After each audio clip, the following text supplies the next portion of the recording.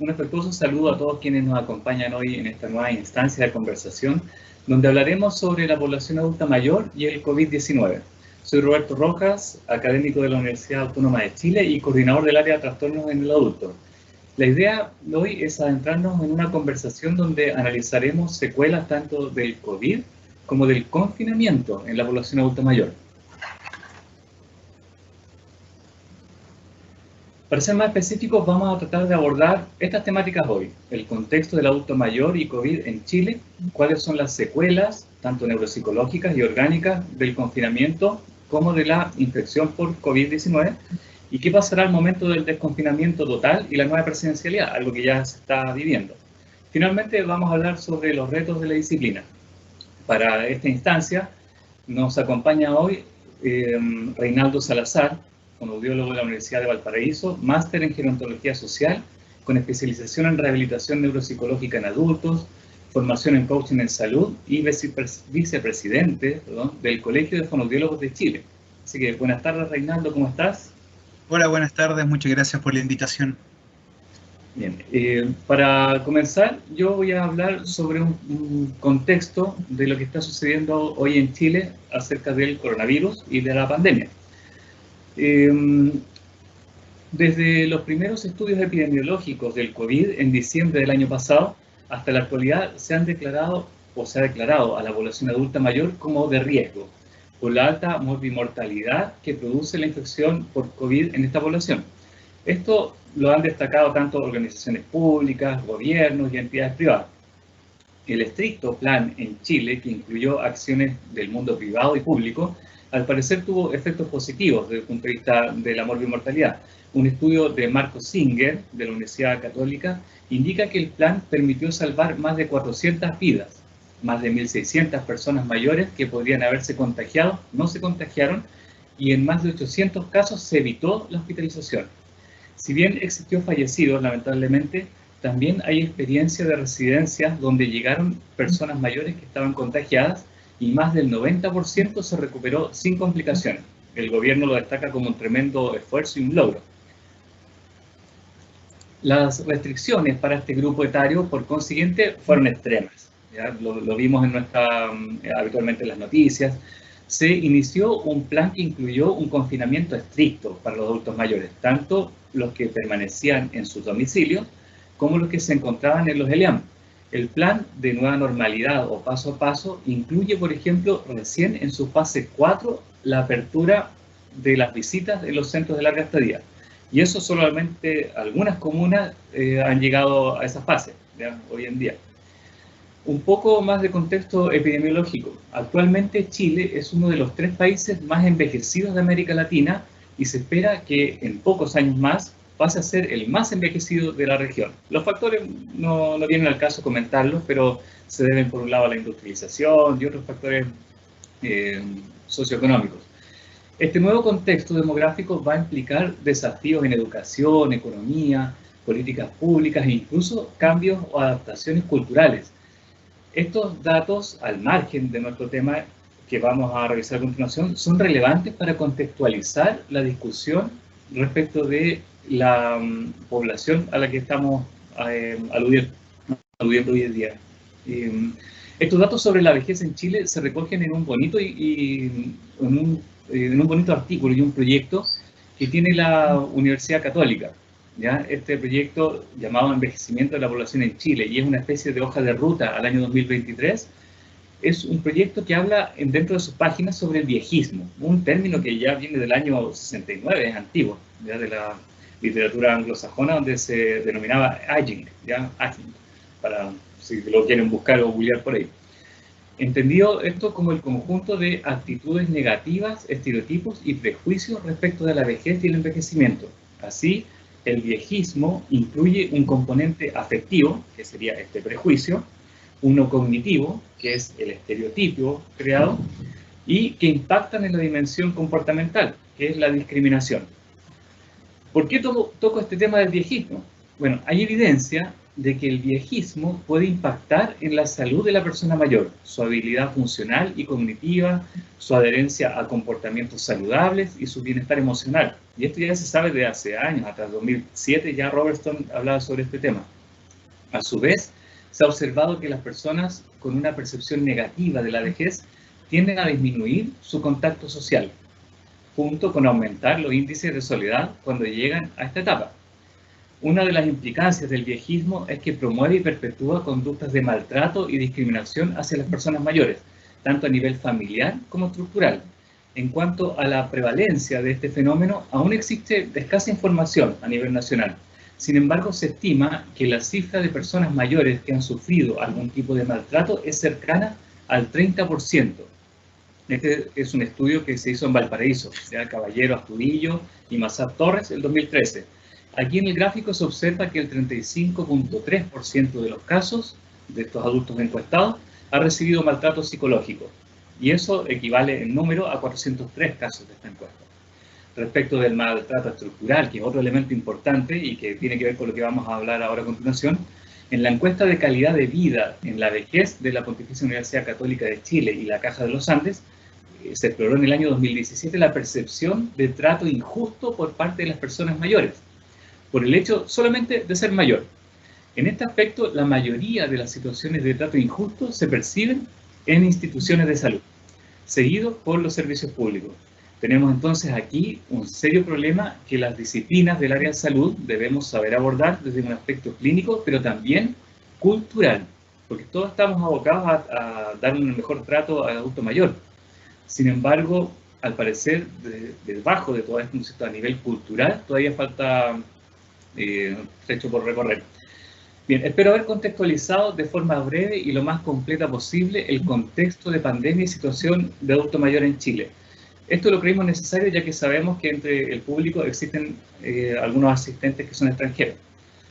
Vamos entonces con el primer tema y a consultar a nuestro invitado, el vicepresidente del Colegio de Fonoaudiólogos de Chile y máster en Gerontología Social, Reinaldo Salazar. ¿Cuál es tu percepción respecto de lo que ocurre en Chile? ¿Los adultos mayores cómo lo han vivido desde tu mirada experta? Bueno, primero saludarlos a todos, darles un abrazo cariñoso, virtual por supuesto, no podemos todavía decirlo de otra manera. Y agradecer a la Universidad Autónoma Montserrat, por supuesto, que fue en quien me contactó, una querida amiga, y a ustedes también, colegas, por la oportunidad. Yo creo que si me preguntas a mí cómo lo han vivido los mayores, creo que lo han vivido igual que como se ha vivido en todo el mundo. Por una parte, encerrados y confinados la mayoría de ellos, con mucho miedo y con mucho temor a enfermarse y a morir. Y por otra parte, nosotros que somos un poco más jóvenes, que estamos en proceso de envejecer, lo hemos vivido también desde los estereotipos que tú señalabas bien, Roberto, en relación a esto. La televisión también se ha encargado un poco de remarcar el estereotipo negativo frente a las personas mayores, ¿no? Mostrando la cifra en que, no sé si se acuerdan, pero los primeros eran personas con diabetes, personas con hipertensión, personas con demencia, era pura gente grande, ¿no? Entonces pienso que lo han vivido desde el miedo, desde una situación de inseguridad, que me imagino que en todo el mundo, una situación que tiene que ver con el tema de derecho, una precarización de sus derechos, en el sentido de cómo se ha manejado la pandemia con ello. Sin embargo, hay un porcentaje, y esta es mi opinión súper personal, de personas mayores que también han podido transformar esto en una oportunidad. No han sido la mayor cantidad, lamentablemente, por las otras condiciones, ¿no? Por las otras determinantes. Pero sí que lo han tomado como una oportunidad. Por ejemplo, en algunos lugares como que de experiencias que yo conozco, Quinta Normal, Santiago, Pudahuel, acá en la región metropolitana, que se han formado redes de apoyo con las personas, entre la misma gente que va al programa Más Adultos Mayores, que va al programa cardiovascular, se han formado redes de apoyo. Entonces los más jóvenes han hecho el rol de ir apoyando a los que tienen mayor edad. Entonces también ha sido una oportunidad desde una mirada un poco más social, si lo tuviésemos que ver desde ahí. Bien, y desde el punto de vista más clínico, ¿tú has visto algunas secuelas ya más concretas dentro de los adultos mayores a nivel neuropsicológico? A ver, partamos desde la premisa o desde la concepción de que las personas mayores, lamentablemente, en nuestro país, bueno, en los últimos tiempos ha tenido una mayor protección, pero siguen siendo desprotegidos en varios ámbitos, ¿no? Y en ese sentido, antes de la pandemia ya teníamos un tema grande de depresión, de trastornos desadaptativos, de dificultades cognitivas, pero no en la mayoría. Yo te diría que el 80% de las personas mayores que tienen más de 60 años son personas totalmente funcionales, adecuadas, sin problemas cognitivos, solo con una merma, una baja que Claro, forma parte como cuando uno tiene un auto y el auto envejece, ¿no? Que hay que claro. llevarlo Un a día. envejecimiento activo, como usted ha Exacto, determinado. exactamente. Pero como traíamos desde hace tiempo la precarización de las jubilaciones, la precarización del acceso a algunas condiciones, algunas cosas de salud, que lamentablemente no todas las personas mayores entran a los programas del gobierno, yo te diría que eso arrastró a que en la actualidad encontremos, no sé si será una epidemia junto con el de COVID, pero sí una merma cognitiva en general. Yo creo que el encierro a nadie hace bien, a nadie hace bien. Sabemos además que la soledad tampoco contribuye mucho al mantenimiento cognitivo, pero desde esa mirada, no ligándolo a la patología COVID propiamente tal, ¿ya? Quiero que se haga la distinción. Yo creo que tiene que ver con Claro. las secuelas o con las consecuencias del confinamiento. Especialmente, yo diría, memoria de trabajo, dificultades de velocidad del procesamiento de la información, porque como no tienes tantos estímulos externos, no necesitas. Y algo que me parece relevante desde la fonoaudiología, que tiene que ver con el discurso, porque si tú no tienes mucha disponibilidad de interlocutores, lo más probable es que tu discurso disminuya desde ahí. Entonces tenemos una merma que esperamos poder resolver, ¿no? Esperamos poder resolver en su momento. Y ahí más adelante, entre las preguntas que yo sé que me va a hacer Roberto, vamos a poder profundizar sobre algunas estrategias nuevas que tienen que irse desarrollando en este marco de pandemia, ¿no? Que a todos nos da una nueva oportunidad o nos ha forzado a tener que Sí, todo hacerlo tecnológico, ¿no? Ahí ya subirnos aunque no sepamos sobre la virtualidad. sí. Bueno, y este tema de la virtualidad también impacta nuevamente en las familias más vulnerables. Bueno, lo que tú comentabas hace un momento, dentro de los factores de riesgo de un trastorno neurocognitivo menor o mayor, el sedentarismo, el aislamiento social, junto con otros factores que son más clínicos o médicos, son gatillantes de este tipo de condiciones neuropsicológicas. O sea, es una población que de antes ya venía Sí, pues, con un... arrastrando un montón de cosas. Así Mira, es. yo quiero citar aquí a la doctora Fernández Ballesteros, a mí me encanta ella, no sé si ustedes han tenido la posibilidad de leerla, los que no, búsquenla por Google, está súper disponible. Ella tiene muchos artículos de opinión, ella tiene mucho que decir, es profesora emérita de la Universidad Autónoma de Madrid, ¿ya? En uno de los últimos artículos que sacó, que es reciente, habrá sido hace del mes pasado, es una columna de opinión, y ella habla un poco de todos los factores que están relacionados con el tema del envejecimiento patológico, si lo quisiéramos llamar así. Sin embargo, ella acuña un nuevo tema y un nuevo concepto que ya no tiene que ver con la funcionalidad, que a mí me encanta porque es lo que yo andaba buscando como para encajar. Porque la funcionalidad se habla de todo aquello que está fuera de la persona, ¿no? De la ejecución de las ABD, de si tú aplicas una BGI, todas las esferas, pero ella habla de la capacidad intrínseca y la menciona como este acervo interno de experiencias, de sabiduría, de realidades que tiene la persona mayor, que me encanta, yo se los digo, absolutamente soy fan de ella, pero además me encanta el concepto que acuñó, porque siempre como profesionales, y bueno, un poco conversábamos esto antes, decimos a la audiencia aquí con los colegas, sobre la capacidad de las personas mayores de poder, o de nosotros como profesionales, de poder identificar otros aspectos que no son funcionales, que van más allá de solamente que la persona cumpla ciertos estándares neuropsicológicos, funcionales, de ABD, etcétera, que tiene que ver con su historia personal, con su posición dentro del esquema social y además con sus creencias, valores y su relación humana, que muchas veces nosotros no las consideramos. Y creo que por ahí también hay un tema de desafío para adelante, como también nosotros como fonoaudiólogos no solamente nos centramos en la funcionalidad, en entregar acceso al léxico, BPI y otros factores que son relevantes, sino que también cómo creamos, cómo abrimos espacios para desarrollar la capacidad intrínseca de las personas grandes. No sé si les ha tocado, pero a mí me tocó una experiencia de conocer en el CCR de Quinta Normal, una experiencia de una señora mayor que ella era, no, de un señor mayor que él era el único profesional en Chile que existía que hacía las zapatillas de ballet del Teatro Municipal. No existía otro, o sea, él se muere y se acaba toda esa historia, todo ese acervo, toda esa capacidad intrínseca. Y eso es algo que no hemos olvidado. Yo creo que ahí hay un desafío desde nuestra profesión, desde la fonoaudiología. ¿Por qué? Porque uno de los ejes de intervención es el discurso. Entonces no creo que lo estamos dejando de lado, mirando solo lo cognitivo y no lo comunicativo, que me parece que tenemos que dejar registro. Libros, cuadernos, actas, algo, tiene que quedar un registro, porque si no eso se muere, se pierde, se difumina.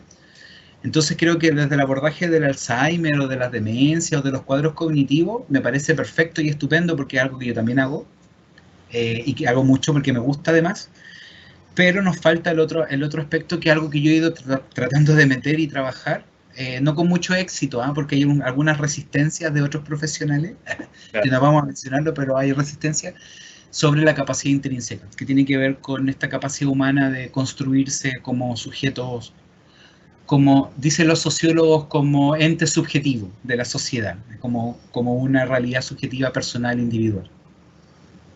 Qué bonito eso. Y, oye, y desde el punto de vista del Colegio de Fonoaudiólogos, ¿qué estrategia está tomando el Colegio de Fonoaudiólogos para que las autoridades se enteren de estas perspectivas que tú estás comentando? Bueno, lo primero, contarle a los colegas de otros países que en nuestro país los colegios profesionales no tienen una autonomía como lo tienen en otros países. Eso quiere decir, somos asociaciones gremiales, o sea, no hemos agrupado profesionales afines para desarrollar estrategias que potencien el rol de cada una de las profesiones. Ya eso se quitó la ley que tenía fuerza el año 81. Eso ha sido lo primero. El colegio tiene una postura sobre la nueva constitución, que es lo que estamos un poco trabajando, para garantizar que los colegios profesionales tengan la tuición ética. Eso es lo primero, porque nosotros creemos que debemos tenerla. Debemos ser los profesionales los que planteen las necesidades reales de los usuarios. Y lo segundo, que tenemos una bandera de lucha, que ojalá y muchos otros colegas también se sumen, que tiene que ver con el derecho a la rehabilitación, que es una temática que no aparece en la Constitución actual y que creemos que como gremio tenemos que posicionar. Ese es por una parte a nivel político, ya, porque a veces nos dicen, ustedes son políticos. Sí, porque en el fondo necesitamos tener una opinión frente a la realidad, ¿no? No somos partidistas, sino que somos políticos porque tenemos una posición. Y lo segundo, bueno, te cuento, todas las gestiones que se han hecho en este directorio. Código sanitario, ese ha sido el primero, esa es una bandera potente que hay que seguir trabajando, que ahí es donde queremos que nos incorporen como profesionales sanitarios, al código sanitario, que eso va a garantizar que estemos en APS, en atención secundaria, en atención terciaria, en programas de promoción y prevención. Ahora no estamos, todo es casi voluntad de las autoridades. Estamos haciendo un trabajo ligado con diferentes estamentos, con las sociedades científicas de la fonoaudiología en Chile. Estamos creando comisiones de trabajo para poder también ir desarrollando diferentes lineamientos y nos estamos tratando de meter, y ahí se van a reír porque estamos haciendo como ratoncitos, tratando de meternos por todos los callejones que podemos, en todas las mesas, en todo lo que es los planes GES, en el Programa Nacional de Demencia, que no nos han dejado entrar, no sé por qué. Ahí hay un reclamo explícito para otras profesiones que no nos dejan entrar, pero seguimos luchando. Y sobre diferentes otras estrategias, te cuento, la colega Marcia Tolosa, que es la presidenta, se metió en el tema de lesionado medular. Bueno, las gestiones que están, en todas las gestiones que están en GES es gracias al Colegio Fonoaudiólogo, no sé si eso lo sabían, pero lo mismo que el decreto 170, sea como sea, en educación es gracias al Colegio de Fono, que ha hecho por años gestiones. Desde ¿qué hace el colegio? Bueno, hace mucho, de hecho, hace muchísimo. Y somos muy poquitos, entonces también ahí después, al final vamos a dar algunos datos y algunas coordenadas para que también se puedan sumar.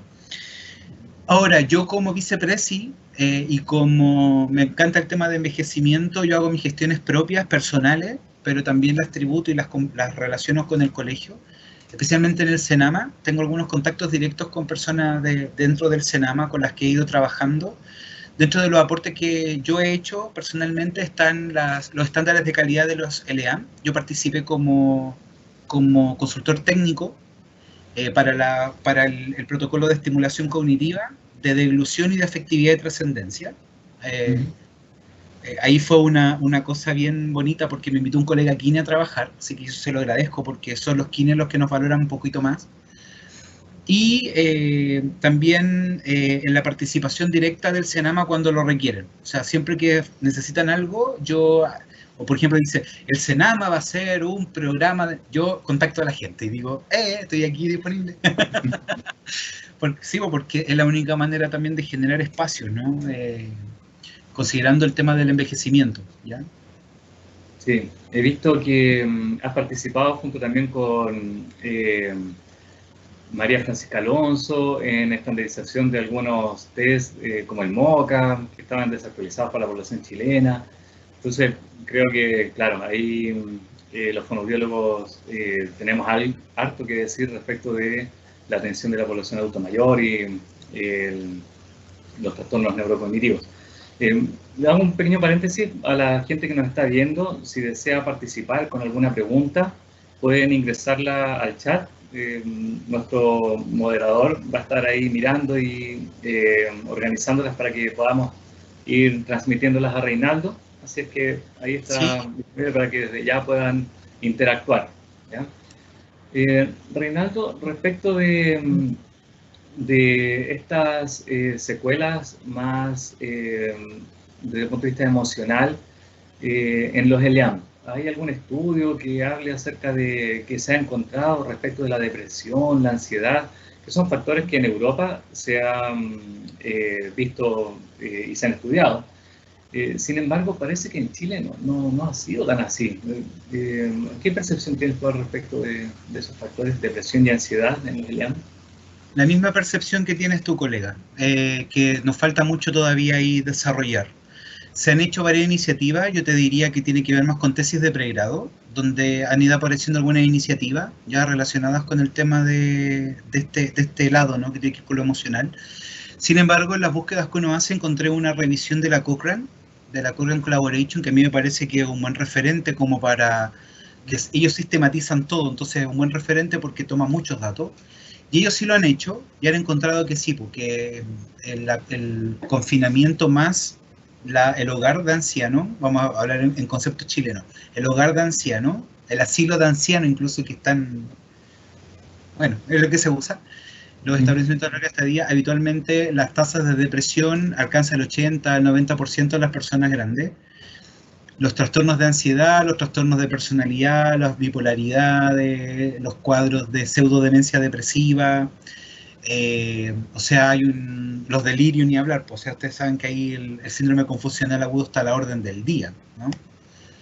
Y la patologización de las personas, que habitualmente con esta mirada, ¿no?, que también tenemos en Chile sobre que la persona con discapacidad o con dificultad es un sujeto de solidaridad, y no es un sujeto de derecho, lo que también implica que en el fondo las prácticas que se hacen dentro del LEAM no muchas veces son profesionales, sino que son de voluntarios, lo que está bien por una parte porque satisface un nicho que es ayudar a las personas, pero por otra parte está mal porque necesitan los LEAM profesionales de alto estándar con formación en gerontología, porque lamentablemente trabajar con personas grandes requiere profesionales calificados. No cualquiera, si no terminas patologizando algo que no es, poniéndole un nombre de una afasia o de un TCC a un cuadro que no lo es, por ejemplo. Entonces ahí hay un tema que sí, que yo te diría que hay una precarización de los estudios. Es que en Chile no se estudia mucho, ustedes lo saben, y cuesta estudiar. ¿Por qué? Porque los que nos dedicamos a la academia tenemos que hacer 48.000 horas de clase y nos dan 2 horitas para hacer investigación. Si eso nos pasa a todo en todas las universidades, ¿no? Y si no haces una publicación indexada, es como que no existieras. Entonces, al final, yo apelo, hoy estaba leyendo un artículo sobre y hay un foro en los próximos días sobre la democratización del conocimiento, que el conocimiento nos pertenece a todos, para que también podamos estudiar lo que nos interesa, ¿no? Y también para abrir estos espacios, especialmente los ELEAM. Los ELEAM son, yo te diría, son como microsociedades, ¿eh? Son como microrealidades. Es como la realidad del metro. Cuando uno entra al metro, entra como una realidad, una microrealidad. Y los ELEAM también. Desde la persona que lo dirige, si es público o privado, desde los profesionales que trabajan y desde las dinámicas internas. Entonces hay hay muchos trastornos afectivos dentro de los ELEAM, muchísimos. Y que a veces pasan desapercibidos. ¿Por qué? Porque es más importante al adulto mantenerlo alimentado, con suero y sin que se haga sus necesidades en la cama, en vez de garantizar, como se hace en Dinamarca o en otros países del mundo, lugares dignos, donde el derecho esté sobre la solidaridad. Creo que hay un tema que hay que revisar y que nos ha hecho un poquito mal tantos años de Teletón, a mi parecer, ¿eh? No la institución, sino que cómo está armado el mono ahí, cómo está armado la forma, Claro. donde nos dicen es que usted tiene que ser solidario con la gente con discapacidad, que no hay que ser solidario. La gente con discapacidad es un sujeto de derecho, igual que todos nosotros. Entonces tendría que haber políticas públicas que garantizaran a las personas con discapacidad y por supuesto a la gente grande que presenta o puede presentar alguna situación de discapacidad. Claro, hay como un asistencialismo que se aleja un poco de esta, y que está dentro del discurso que lo hablábamos antes, del viejismo, o de decir nuestros adultos mayores, sí, eso ya sí. Decir, nuestros...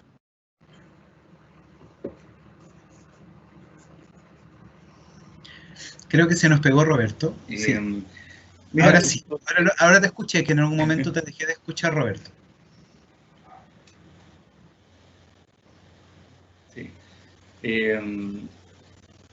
Bueno, se han observado entonces estas déficits, ¿no es cierto?, dificultades desde el punto de vista emocional, y qué debemos hacer nosotros los fonoaudiólogos frente a ello.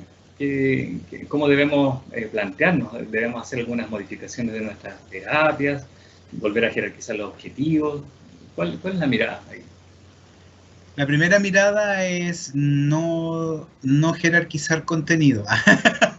No vamos a pelear ahí, querido estimado, ¿no? Lo que pasa es que sí, no, de todas maneras, pero es muy clínico. Lo que pasa es que el abordaje con la persona mayor no es clínico. Es un abordaje biopsicosocioespiritual. Entonces lo primero que hay que cambiar es el paradigma que nosotros tenemos frente al abordaje de la persona mayor. La persona mayor, ¿quién la aborda clínicamente? El médico, porque esa es su experticia.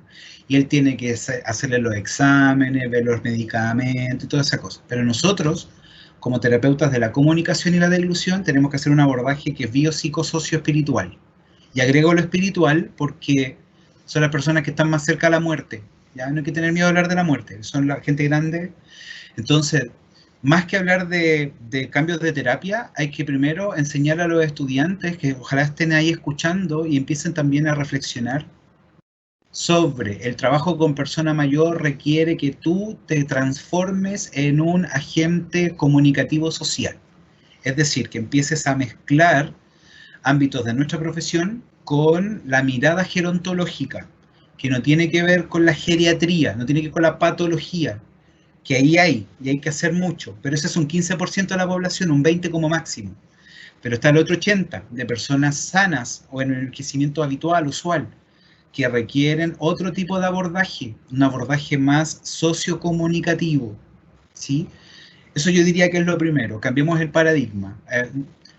Y hay un desafío de la escuela de fonoaudiología en Chile, de los 53 programas que hay.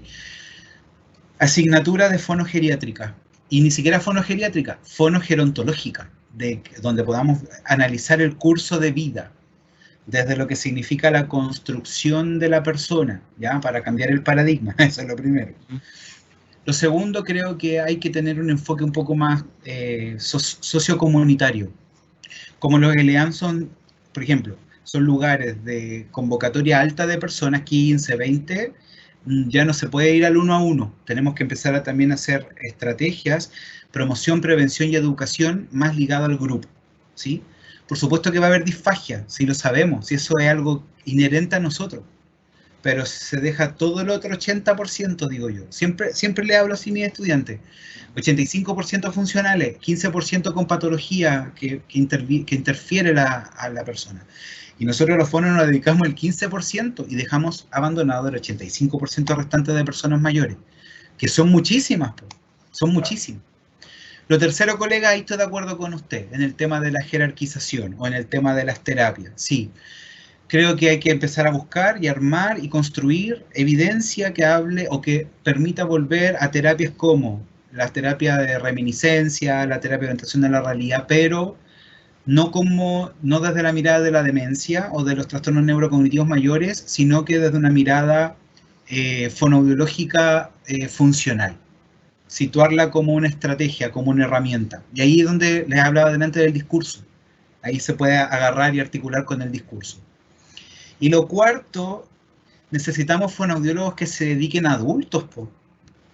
El 90% está dedicado todavía históricamente a educación o infantil. Necesitamos colegas que se dediquen a adultos. Y ahí es donde surge el desafío, po. Adulto y adulto mayor, porque hay poquitos, po. Y los que hay y los que habemos, estamos llenos de cosas. Claro, muchas veces los que vemos estamos claro. Como docente asistencial. Exactamente. Muchas veces en estos lugares que son públicos y privados, los fonoaudiólogos son contratados no por la institución por sí, sino que la universidad es la que propone a un colega como docente asistencial para que supla ese cargo que está ahí y que al final pasan años y nunca se genera el cupo o el cargo como tal, sino que está asociado a una institución de educación. Y eso no debe ser. Por eso que en la Constitución nueva la idea es poder garantizar la rehabilitación y el derecho a la salud. No solo por nosotros, ¿ah? No estamos pensando en los 14.000 fonoaudiólogos titulados, que son más o menos los que hay, ¿sí? Y que sabemos que muchos están algunos sin pega y más en pandemia, sabemos, ¿ya? O sea, no es una cosa desconocida, ¿ya? El tema es que las políticas públicas no nos incluyen porque los fonoaudiólogos y las fonoaudiólogas no están dedicadas al área, pues. Nos han mostrado la necesidad. Cuando mostremos la necesidad, que un poco también es lo que yo estoy trabajando, vamos a poder garantizar que ya desde las bases esté eso. Y nosotros arriba, a nivel político, como se dice, estamos haciendo las gestiones para que en esta constitución nueva se pueda debatir el tema de la salud y de la rehabilitación, de poder garantizarla, de que la gente que vaya al CESFAM tenga sus 2 o 3 fonoaudiólogos, que eso es lo que debiera haber mínimo, uno para lenguaje, uno para cognición y uno para deglución como mínimo, y ahí dentro de comunicación ni hablar de audio, ¿no? La audiología fundamental. O sea, si ya empezamos con esa mirada, lo más probable es que lo logremos y que podamos instalar la necesidad como corresponde. Bueno, ya vimos un poco cuál es el contexto de los adultos mayores en los ELEAM, en sus domicilios, ¿no es cierto? Vimos más o menos qué debería hacer el fonoaudiólogo, hacia dónde debería estar abocada su acción.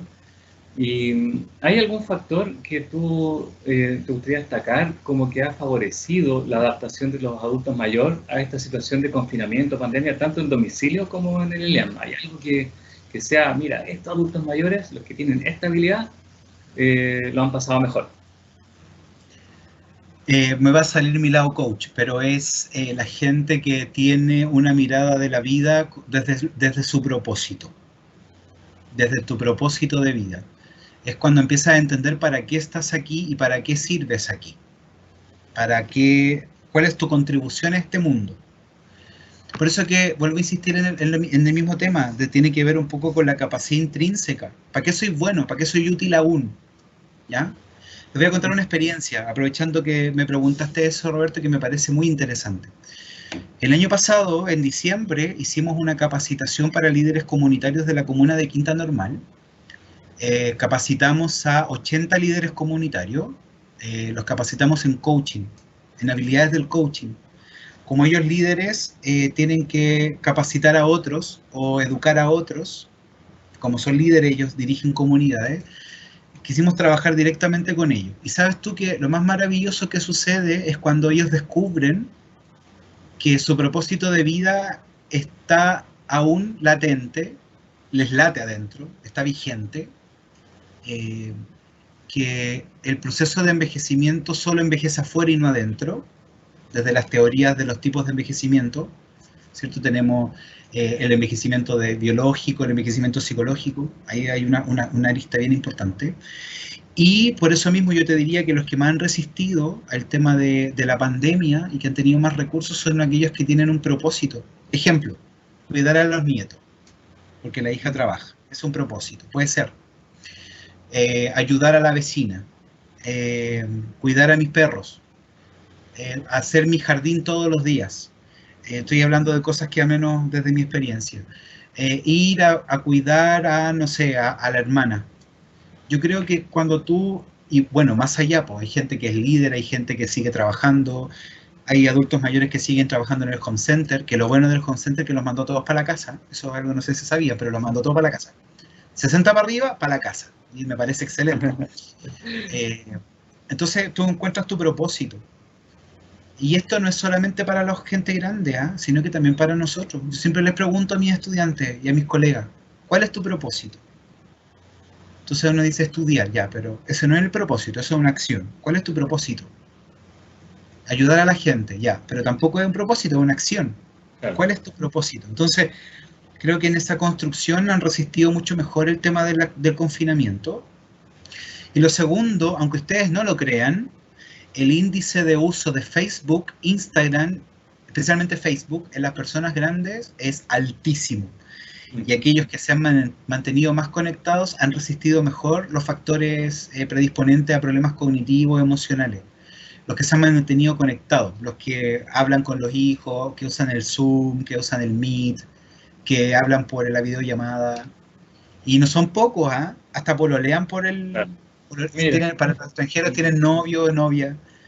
Hasta hacen eso también con las redes sociales. Entonces, ahí hay un eje también donde los foros nos podemos meter, que tiene que ver con el uso comunicativo de las redes sociales. Cómo nosotros también nos metemos ahí, si somos terapeutas de la comunicación, po, y las redes sociales es puro lenguaje, po. Si escribir en Facebook es puro lenguaje. Claro, entonces creo que ellos son los que más han resistido. Y finalmente yo tengo una madre que es adulta mayor, que vive conmigo, lo que el otro día conversaba con ella y me señalaba que lo que a ella más le ha marcado la diferencia entre ella y sus demás es que ella, pese a su discapacidad, porque mi mamá es discapacitada, está con nosotros, está conmigo, con mi pareja, con mis hijos. Entonces al final estamos como, hay vida aquí, se mueve. Claro. Ese es un desafío para los que somos nietos, bisnietos o hijos de gente grande, es no a la soledad, sí al acompañamiento, sí a la inclusión. Y la gente que ha estado más acompañada es la que mejor ha resistido, ¿ya? Volver a valorar a los grandes. No sé si les pasa a ustedes, colegas, pero a mí me pasa que veo tanta gente grande sola, tanta gente grande sola. Hay un desprecio de lo viejo. El auto, ¿cuánto dura? 2 años, si lo compraste con crédito inteligente ya hay que cambiarlo porque está viejo. Entonces uno dice, hay una no valoración de la gente grande. Oye, la gente grande ha hecho la historia del mundo, ha construido en épocas donde fue muy difícil, de otras pandemias, de miseria, de pobreza, y son ellos los que todavía resisten. No sé si han visto, salen algunas noticias de una señora el otro día de 98 años que había resistido a la pandemia, a la gripe española, a la Primera Guerra, a la Segunda Guerra, y la señora todavía estaba ahí viva, paradita, sin problemas cognitivos. Entonces tú dices, oye, miremos eso, esa experiencia, esa garantía que nos dan los viejos, de que ellos, y lo digo con amor viejo, porque me dicen, ay, habláis de los viejos, es que para mí una persona vieja es una persona sabia, es una persona que me va a entregar.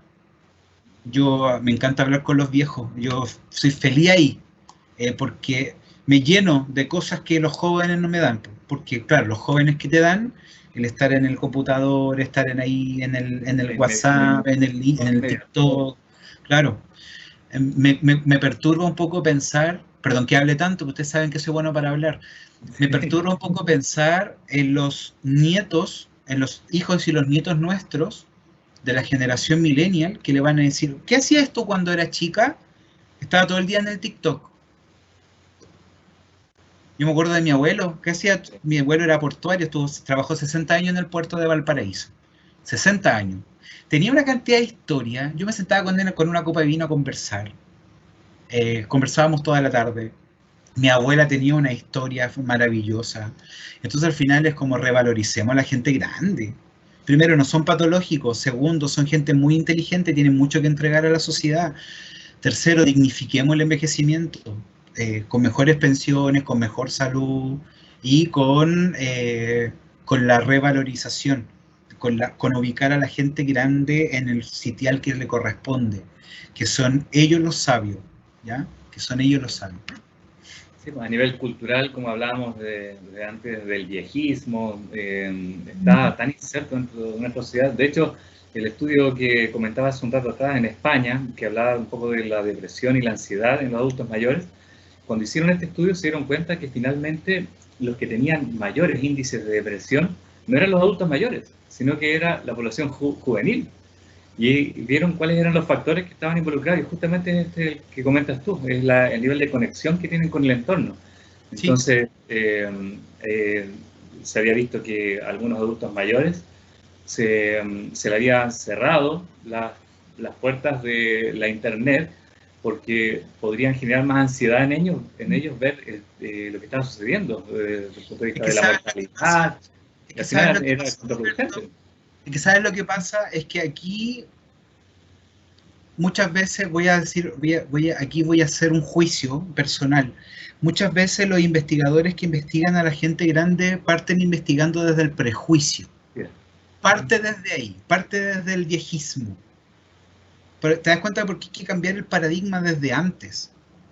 Porque lamentablemente las personas grandes, sí, tú lo decías bien, pero los cuadros de depresión en una persona grande son diferentes a los de una persona joven, porque tiene que ver con otras condiciones, con otras determinantes. Y el acceso a Internet, no lo sabemos, porque el acceso a Internet, ¿cuánto lleva? ¿10 años? ¿20 años? Si es que... Entonces tampoco hay una mirada a largo plazo. Por ejemplo, ¿qué ha sucedido con los mayores que han resistido a COVID? Con gente que ha estado expuesta a COVID y que no le ha dado COVID. Gente grande. El otro día vi a una señora en la calle, 69 años, vendiendo sus productos, no sé qué, y ella dijo, yo mismo me ha dado COVID y me he hecho el examen como 6 veces. Entonces, hay una mirada, insisto, hay una mirada hacia la patologización, hay una mirada que viene del estereotipo, que viene de investigadores que parten investigando el envejecimiento como algo patológico. Y yo insisto, sí, pero es que el envejecimiento es un abanico de realidades, de experiencia, por eso es tan complejo estudiarlo. Entonces, la invitación también es hacer estudios que muestren todas las caras, no solamente un estudio que generalice, ¿ya? Porque se dicen, por ejemplo, no sé si te pasa a ti, pero a mí me pasa harto, estudios señalan que las personas mayores tienen problemas cognitivos, y tú ves la muestra y son 40, sí. 200, 800, yo conozco un hospital, está secado. Entonces también hay que ser un poco juicioso, creo, y esa también la invitación a los colegas que nos escuchan, a ir haciéndose su propia experiencia, su propia construcción de la realidad, pero sin meterle estereotipos y sin meterle conceptos que son un poco más complejos, ¿ya? Ese es un poco el desafío. Y esa ciencia, el desafío también es que llegue a las autoridades, porque un artículo español también declara que otra forma de discriminación sufrida por las personas mayores en estos tiempos de pandemia ha sido la decisión de las mismas autoridades sanitarias de tomar como criterio de edad para el desconfinamiento, ¿no es cierto?, situando a las personas mayores como los últimos en poder salir del confinamiento, y entre ellos las personas mayores que viven en residencia. O sea, desde ahí ya parte una mirada sobreprotectora de la vejez que finalmente termina mermando a nivel cultural toda nuestra visión. Sí, mira, hay un artículo que estaba leyendo, hice una búsqueda así como rápida en redes sociales y todo, y salió un artículo, un estudio ya deja acordarme, que era sobre el manejo de los medios españoles en relación a la pandemia, ¿sí? Hicieron un análisis de 700 medios, de 700 medios, y todos hablaban de que el criterio para intubarte o no era la edad. Era uno de los, o sea, si tenías más edad, sabía que te iba a morir, entonces no te intubábamos. Entonces, claro, hay un sesgo enorme, y las autoridades tampoco se hacen mucho cargo, yo eso lo tengo que decir. Ya, dejemos a la gente grande en la casa, y sabes que la gente grande es la que más se cuida, es la que más se protege, es la que más tiene conciencia de su salud. Entonces creo que hay un desafío ahí. Creo que volvemos al tema de educar a la población y de entender el fenómeno de envejecimiento como un fenómeno pluridimensional, y cada adulto mayor es tan diferente al otro, entonces también ahí hay un desafío importante. Ahora, ¿cómo va a cambiar la atención en presencialidad de estos pacientes que habitualmente tenemos en nuestras consultas en el sistema público o privado? ¿Qué sugiere el Colegio de Fonoaudiólogos de ahora en adelante con este tema de la pandemia que se va relajando en cuanto al confinamiento? Desde el punto de vista práctico, ¿qué se sugiere? Mira, desde el punto de vista práctico, nosotros como colegio, más o menos en junio, julio, levantamos unas comisiones de trabajo, ya varias comisiones de trabajo, y salieron los... espérate, que no me acuerdo el nombre, déjame, que no quiero... Las recomendaciones.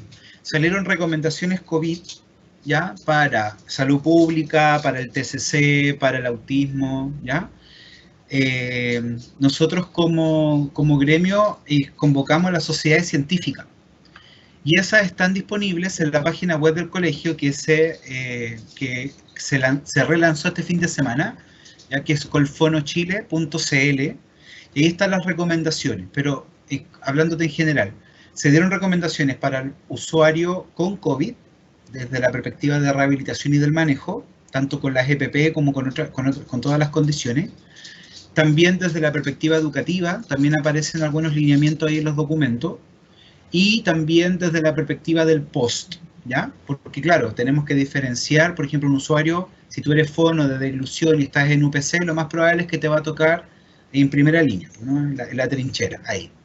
Pero si a lo mejor recibes a un usuario secuelado porque estuvo intubado, ¿cierto? O si te toca seguir trabajando con un usuario que nunca tuvo COVID y que su realidad es otra, pues no, por ejemplo, un usuario que tú tienes que tiene demencia y lo estás tratando por TCC o por disfagia. Entonces son realidades diferentes. Lo que sí, el uso del EPP, de los EPP en forma sistemática, correcta, adecuada para todos los fonos y todas las fonas, por favor. ¿Por qué? Porque el bicho, perdón que le diga así, pero es que ya COVID es como, hasta como ya bonito, el bicho todavía sigue y no sabemos quién lo pueda tener.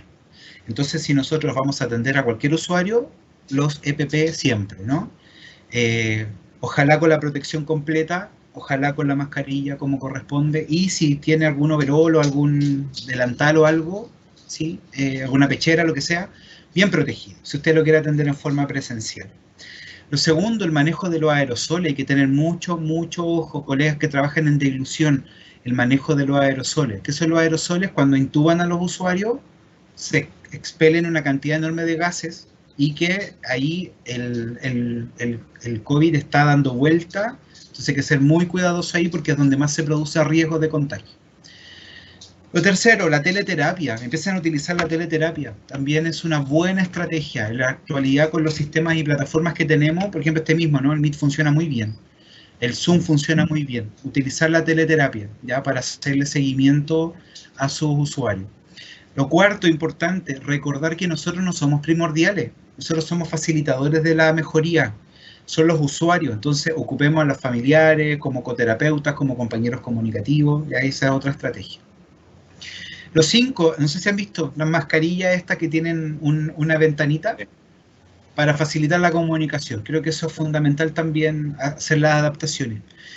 Y bueno, nos va a tocar, el otro día conversaba con una colega de las primeras generaciones de fono y me decía, lo que nos va a tocar ahora a los fonos va a ser rehabilitar todo lo que quede de secuela de COVID, porque ya sabemos que es una enfermedad multisistémica, por lo cual podemos encontrar disfagia por intubación y disfagia sin intubación solo por sintomatología respiratoria. Vamos a encontrar cuadros cognitivos como déficit de memoria de trabajo, se ha visto también problemas de memoria, retroceso del rendimiento está en 10 años, ha mostrado la evidencia desde la parte cognitiva, problemas de lenguaje, de habla, bueno, todo lo que hacemos, porque como el COVID es multisistémico, no sabemos dónde te va a atacar. Entonces nos va a tocar también rehabilitar, y no estamos hablando de ahora, estamos hablando de 1 o 2 años más, a todos los usuarios que queden secuelados del COVID. Yo creo que ahí también vamos a tener que hacer alguna especie de programa desde el colegio, que ya lo estamos conversando, como para poder también garantizar el acceso de las personas a la rehabilitación, ¿no? Mira, hay una pregunta del público, bueno, y aprovecho de decirles a todos que pueden hacerlas, ¿no es cierto?, a través del chat, ahí se van a estar recibiendo para poder transferirlas y transmitirlas a Reinaldo. ¿Cómo podemos potenciar una vejez autovalente? Esa es una de las preguntas, y en el fondo es cómo vamos a hacer que nuestros adultos sean, en cierto sentido, resilientes a una próxima pandemia. Porque esto probablemente va a seguir, ¿no es cierto?, dentro de nuestra memoria colectiva, va a seguir apareciendo. Y aparte, probablemente vamos a tener fluctuaciones donde las medidas se relajan y después las medidas se vuelven a aumentar en exigencia. Entonces, ¿cómo podemos potenciar una vejez autovalente? Perfecto. Más resiliente. Sí, no, gracias a la pregunta, a la persona que participó, le mando un abrazo virtual. Lo primero, la educación. Empecemos a educarnos nosotros y segundo, educar a las personas grandes, a desmitificar en ellos también, el tema de... A mí el concepto de autovalente no me gusta, yo sé que se usa, yo prefiero el concepto de funcional, me parece un poco más integrador. Pero si queremos promover la autovalencia, lo primero, si una persona tiene muchos problemas a nivel físico, sus órtesis, sus prótesis, sus ayudas técnicas para que el usuario salga de la cama, no mantenerlo nunca sentado, si es que tiene alguna patología. Entrenamiento cognitivo, por favor, el entrenamiento cognitivo tiene sus pros y sus contras, tiene evidencia y otra que dice que no, hay una lucha ahí todavía. Sí. Sin embargo, lo que nos dedicamos a los adultos sabemos que eso le hace bien y sabemos que un buen entrenamiento cognitivo habitualmente a la persona la mantiene. Quizás no sube, quizás no baja, pero la mantiene conectada con la realidad. Y eso sí está sustentado teóricamente y desde la evidencia. Lo tercero, entregarle a los usuarios, a estos mismos usuarios con patologías, actividades aunque sean pequeñitas, por ejemplo, hacer la cama, por ejemplo, cortar, no sé, las zanahorias para el almuerzo, etcétera, tareas diarias, que la persona se mantenga activa, ¿ya? Cuarto, el propósito, vuelvo a insistir, con las personas con patología también se puede trabajar el propósito, entregarle un propósito para que haga algo. Y las personas que están con envejecimiento usual o con envejecimiento normal, promover la participación activa en redes sociales, ¿ya?, en actividades sociales con sus hijos, cuando ya podamos salir de este confinamiento, integrarse a la iglesia, al culto, a la iglesia evangélica, hacer algo diferente, ¿ya? Por último, no sé, ir a hacer zumba a la junta de vecinos. Pero es la conexión, eso mantiene la autovalencia, mantiene la autopercepción de que yo puedo hacerlo, ¿ya? También quiero sugerir a los colegas que nos están mirando, si usted quiere trabajar estrategias de comunicación con la gente grande, les recomiendo mucho los encuentros intergeneracionales. Gente grande con gente adolescente, por ejemplo. Gente de 60 con niños de 5, y que podamos hacer un intercambio dialógico, y eso los mantiene, ustedes no saben cómo de bien. De hecho, que hicieron una experiencia, no sé si la conoce Roberto, en Estados Unidos, donde colocaron, y también se hizo en, no me acuerdo si en Suecia o en Suiza, donde colocaron a personas grandes, ¿cierto? Estaban todas en un ELEAM, y los niños la iban a visitar, o sea, el jardín era dentro del ELEAM, en el fondo. Con niños de 4 o 5 años, y la gente grande ahí despertó, era como, entonces creo que eso también contribuye a mantenerse con autovalencia. Y lo último que creo que también contribuye a la autovalencia es desde las políticas públicas, ojalá empezar a trabajar en espacios más accesibles para la gente grande con dificultad, entrenamiento de la gente para no tratarlos de viejo, y no sé si les ha pasado, pero lamentablemente hay algunos profesionales que dicen, hola, ¿cómo les va? Sí, oh, bien, ve, como que fueran... Sí, es como si fuesen sordos, o no sé, o hipacúsicos. Tuvieran déficit cognitivo o problemas de hipoacusia. Entonces al final uno dice, oye, háblale como corresponde. Entonces, ojalá que las políticas públicas también empiecen a educar, hacer capacitaciones sobre manejo del lenguaje y de la comunicación con gente grande, estrategias. Por ejemplo, algo que nosotros siempre hacemos, pues, ¿no? El tema de la presbiacusia, ¿no? Que la gente cree que porque él habla más fuerte, nada que ver, pues se produce reclutamiento. Entonces, al final, educar en eso para garantizar la comunicación como corresponde. Yo creo que esas son algunas de las estrategias que le podría dar ahí al colega que preguntó. Entonces, bueno, hay algunas preguntas, por ejemplo, Silvana hace la pregunta de qué forma podemos ayudar a los adultos mayores que están solos en contexto COVID-19. Justamente lo que tú comentabas, o sea, integrarlos de alguna manera a la sociedad. Sí, el teléfono. Bueno, y es el teléfono. Ya, tratemos de volver al teléfono con la gente grande, no el WhatsApp si es que no tiene, sino que hablar, escucharnos, no mensajitos, sino que mantenernos contactados y tratar de, si se puede, hacer, no sé si han escuchado de los postcat, no sé cómo se pronuncia, pero que son micrograbaciones donde tú puedes incluso hacer una actividad terapéutica. Son grabaciones, no videos, porque la gente grande se crió con la radio. Entonces puede ser simbólico para ellos. Entonces mucho más práctico hacer una grabación y mandarla, y que el usuario la pueda escuchar y hacer algún entrenamiento, también puede servir como una estrategia para los que están solitos. Sí.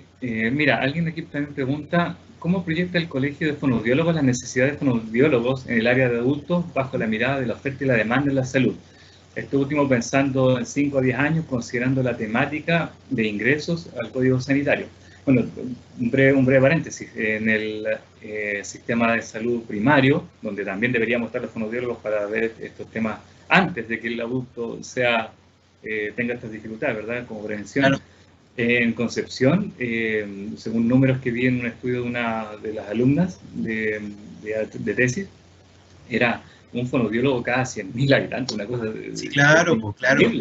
Hay 700 fonoaudiólogos en APS, 700 en Chile, de los 14.000 que hay. O sea, es una cosa... Claro, sí, ¿cómo está haciendo un fonoaudiólogo, Padre? Bueno, mira, lo primero es que nosotros estamos trabajando ya en el código, porque, a ver, sucede que nosotros no somos una organización que le busca trabajo a los colegas. Es que quiero que eso quede súper claro y los colegas lo entiendan con el amor, ¿ya? Porque a veces dicen, pero ¿por qué no nos buscan pega? No he llegado a comentarios. Pega es trabajo para los amigos extranjeros. No, nuestra organización va, como asociación gremial, va hacia políticas que contribuyan a todos y todas las fonoaudiólogos y fonoaudiólogas de Chile, ¿ya? Nosotros no vamos a ir a tocar la puerta a una municipalidad y decirle, ¿sabe que necesitamos instalar fonos? No, nosotros vamos a lo macro, porque para eso es el colegio tiene esa historia, y ahí es donde está trabajando. Entonces, desde la oferta y la demanda, sabemos cuál es la oferta, sabemos cuál es la demanda, estamos en la mesa de trabajo del código, porque es la única manera que tenemos en este momento de poder garantizar que los fonoaudiólogos en adultos se integren. Es la única forma, ¿ya? Es lo más alto que tenemos para poder garantizarlo, ¿ya? Y lo otro que estamos, como les comentaba al principio, estamos trabajando harto en diferentes comisiones ya dentro del colegio para ir tomando las experiencias de todo Chile para poder desarrollar algunas estrategias más específicas. Yo te diría que si sale la nueva constitución con la salud y rehabilitación, lo más probable es que de aquí a 10 años seamos necesarios. Ya no así como, sería bueno que estuviera, no, ahí vamos a ser necesarios.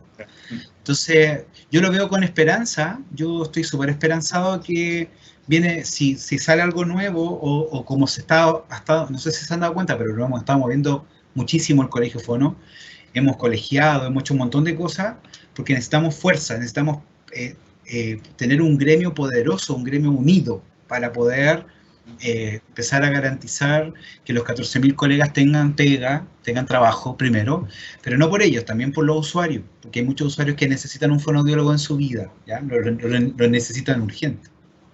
Sí. Bueno, justamente para eso también se requiere, y el llamado al área, no sé, a la academia y a las disciplinas, es a generar investigación, porque para poder llegar a políticas públicas requerimos números y material como justo de evidencia para poder llegar a la a las autoridades. Y lamentablemente este tema de la pandemia aparentemente ha bajado un poco la producción científica de las demencias, del Parkinson, todo se ha focalizado en COVID. ¿Qué crees tú al respecto? O sea, ¿has visto algo relacionado a ello o en general todavía seguimos bien en cuanto a la investigación? No, la investigación en su momento se detuvo, empezó a hacer COVID, estuvo como de moda COVID, harto entre, diría, abril y agosto, septiembre, estuvo de moda, así, todo era COVID. Y si tú le ponías, por ejemplo, no sé, apreciación de no sé qué, en COVID, ya, te lo publicaban de inmediato, era como casi inmediato, ¿sí? Pero estamos volviendo, estamos de a poquito volviendo, al menos por lo que he estado mirando, lo que ha ido saliendo en los últimos días, en PubMed y en otros, y estamos como volviendo a, se ha estado como generando lo del año pasado, se ha estado empezando a publicar lo que estaba en investigaciones del 2019. Y se ha utilizado harto el tema de la encuesta. No sé si has visto, Roberto, pero han salido muchísimos estudios de percepción, de encuestas sobre, de validaciones. En eso está. Pero sí se detuvo en forma vertiginosa, vertiginosa. De hecho que las revistas nacionales, solo COVID. Tú ves las publicaciones y solo COVID, ¿no? Es solo COVID. Esperemos que de aquí al 2020 podamos reactivar un poco eso. Al menos yo estoy haciendo dos investigaciones, una ligada a mi doctor. Un poco acerca de eso, ¿hacia dónde va la investigación actualmente? Buenísimo. Mira, yo estoy trabajando en relación a levantar evidencia sobre el rol del fonoaudiólogo en varios lugares. Vamos ahora a publicar, está el manuscrito ya, sobre el rol del fonoaudiólogo en odontogeriatría. Es el primero, que ya está listo, está a punto de salir. Buscamos en Chile los colegas que se dediquen solo a odontogeriatría, es decir, al uso de prótesis dental, que trabajen con odontólogos. Encontramos 7, es lo único que hay en Chile, 7, que solo se dedican a esa área, expertos. Y está listo, levantamos el rol del fono desde una investigación cualitativa basada en teoría fundamentada. Hicimos otra este año, entre el año pasado y del rol del fonoaudiólogo en los centros de día del adulto mayor, de los CEDIAM. De los 28 CEDIAM que hay en Chile, 7 tienen fonoaudiólogo. Cada vez me fui poniendo más de espalda porque empecé a evidenciar la cantidad de lugares donde necesitan fono y no hay. Y también eso lo vamos a sacar, yo creo que en enero o febrero. Yo estoy haciendo ahora una investigación y quiero agradecer públicamente a colegas de Arica Magallanes.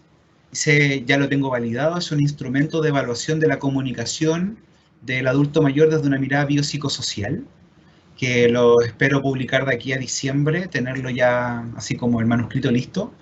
Pero con 36 fonoaudiólogos de todo Chile hicimos la validación a través de una metodología estadística y el protocolo quedó listo, así que también ahí los colegas después se los voy a compartir, porque esa es la idea, también compartirlo. Quedó, perdón que lo diga yo, pero quedó filete, de verdad que aparte sí, quedó filete. Sí, claro, sí, totalmente, pero quedó muy bueno, porque evalúa funciones y estructuras en adulto mayor a través de un cuestionario muy simple, actividades comunicativas y comunicación y participación comunicativo-social, quedó buenísimo.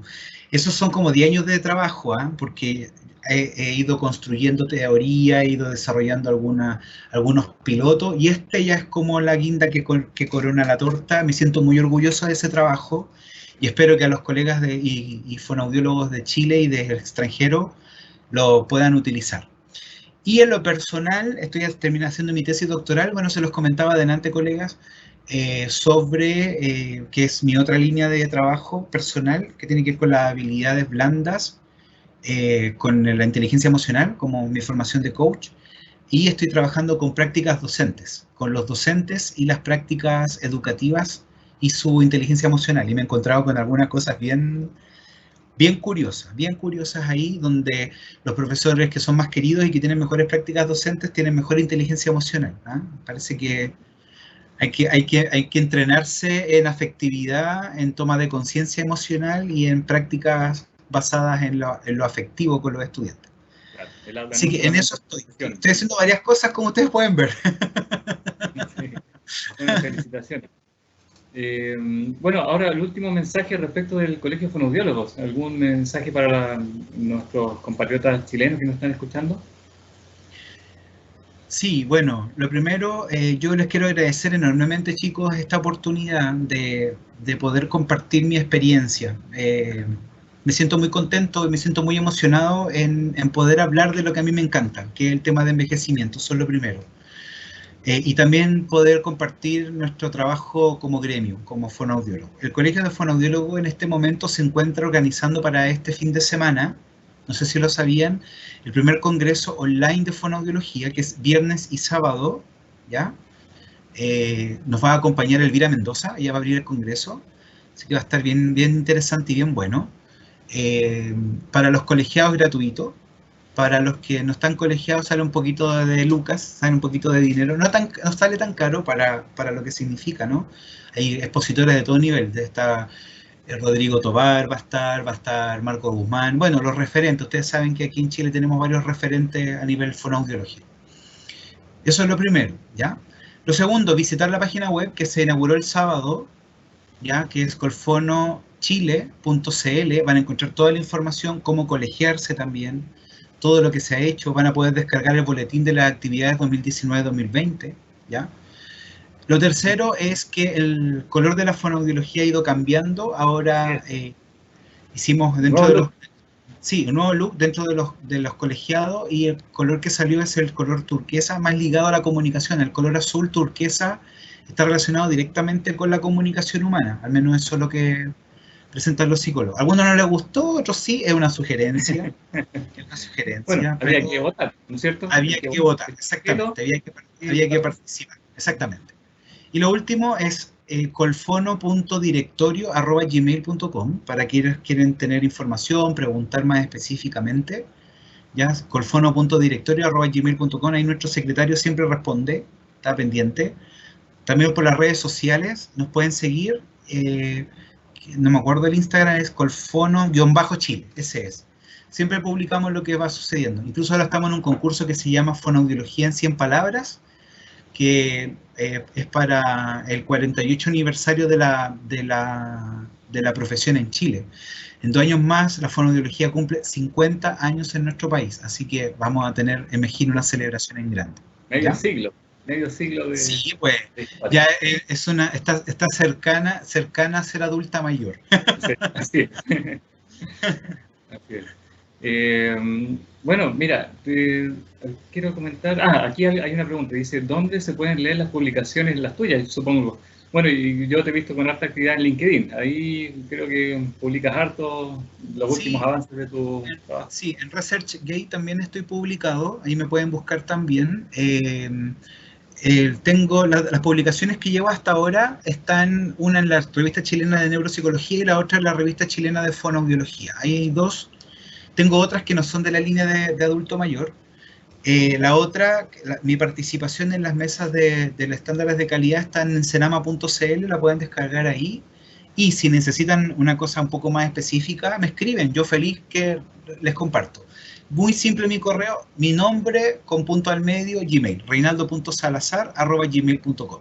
Entonces usted me pone ahí, te escuché en el foro que hicimos con la autónoma, entonces me gustaría que me mandaras algo. Y ahí les puedo ir mandando algunas cosas que son más específicas, algunos apuntes que también he ido creando, que a lo mejor les pueden servir a algunos colegas. Muchas gracias, Reinaldo. Miren, para cerrar, y agradeciendo la presencia de Reinaldo en nombre del Colegio de Fonoaudiólogos, ¿no es cierto? Voy a leer uno de los comentarios publicados, que es Kim. Dice: hago una acotación, soy chilena, pero vivo en España, y es increíble la diferencia en cómo se percibe la vejez. En Chile, lamentablemente, la jubilación ya es un hito que marca el final. O los adultos mayores que se mantienen activos son porque cuidan a los nietos. En cambio, en España hay toda una planificación de cómo envejecer, una Exacto. planificación personal. La mayoría se dedica a estudiar lo que no pudo estudiar antes. Lo hemos visto en varias noticias, ¿no es cierto? El abuelito que logra un título de alguna profesión. Su nueva etapa no gira en torno a los nietos ni son, bueno, sino en realizar lo que siempre quisieron hacer. Es decir, una de las cosas que nosotros tenemos que ver como fonoaudiólogos, que es la autorrealización de los adultos mayores. ¿cierto? El propósito de vida. El propósito de vida es lo clave. Es el mensaje. Gracias. Sí, gracias a la colega de España le mandamos un abrazo cariñoso también. Yo siempre le mando abrazo a todo el mundo. Y sí, po, estamos, sí, po, bien chileno, sí, po, estamos trabajando para construir una nueva gerontología, ya no una geriatría, sino que una gerontología, un enfoque más centrado en el proceso de envejecer. Y sí, pues nos llevan años luces. Yo, cuando hice mi máster, allá me di cuenta que en realidad es otra cosa, es otra mirada. Ojalá que acá podamos algún día tener, no sé, estas residencias comunitarias más establecidas, una planificación del envejecimiento desde las políticas públicas, etcétera. Pero estamos trabajando para ello. Bueno, eso. Yo por mi parte agradezco a todos los participantes, a todos los que estuvieron acompañándonos, la presencia también de Reinaldo, sus palabras y su visión acerca de la fonoaudiología en los adultos mayores, sobre todo estos que han sido golpeados por el COVID-19. Así que sin más, nos despedimos hasta una nueva oportunidad. Muchas gracias.